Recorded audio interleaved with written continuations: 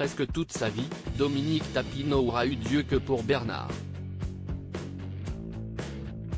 L'histoire a débuté au travail, quand l'homme d'affaires décide de l'embaucher alors qu'elle vient de se faire licencier pour avoir refusé les avances de son patron. La suite, tout le monde la connaît. Dominique et Bernard Tapie tombent amoureux l'un de l'autre et ne se quitteront plus jamais après un mariage de rêve en 1987, à Corfou en Grèce. De cet amour sont nés Laure et Sophie. Si est désormais sûr que Dominique, amputé de l'amour de sa vie depuis le 3 octobre 2021 et la mort de Bernard, emporté par le cancer, compte pour l'aider à remonter la pente et continuer sa vie, malgré tout.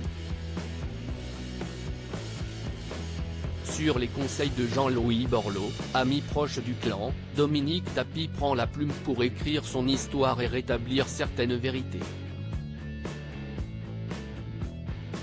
Si ainsi que dans les pages de Bernard, La fureur de vivre, publié le 22 mars prochain aux éditions de l'Observatoire, Dominique Tapie se livre comme jamais, allant jusqu'à raconter les coulisses de leur romance passionnelle, rythmée par les coups de sang, la jalousie et les petites vengeances.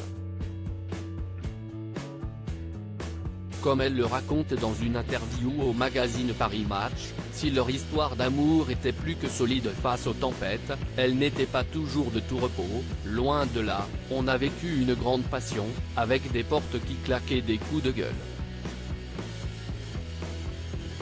On n'était pas d'accord sur tout, mais dans les grandes lignes, on était sur la même longueur d'onde. J'ai un côté un peu à l'ancienne qui vient de mon éducation. Bernard adorait mon côté femme d'intérieur.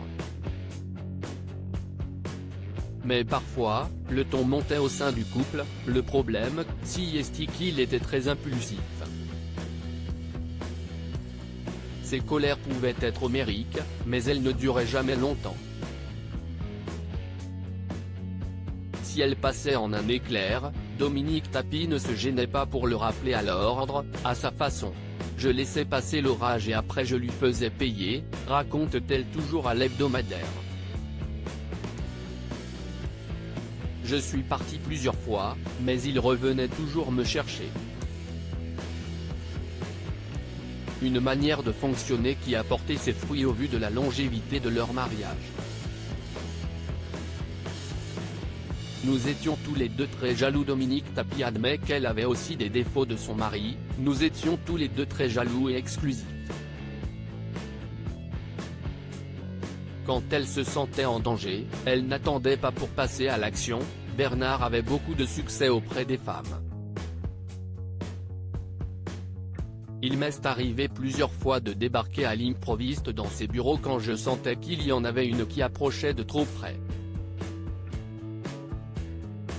L'une d'elles portait d'ailleurs le nom d'Ophélie Winter. À l'époque, ils se côtoient de manière purement professionnelle pour les besoins du tournage du film Homme-Femme. Mode d'emploi réalisé par Claude Lelouch. Mais leur proximité est loin de plaire à l'épouse de Bernard qui le met en garde, le bruit a couru qu'il avait une idylle avec Ophélie Winter. J'ai découpé dans un journal une photo qui les montrait tous les deux ensemble et je l'ai plantée avec un grand couteau de cuisine dans la porte de notre chambre. Un bon pouvoir de dissuasion.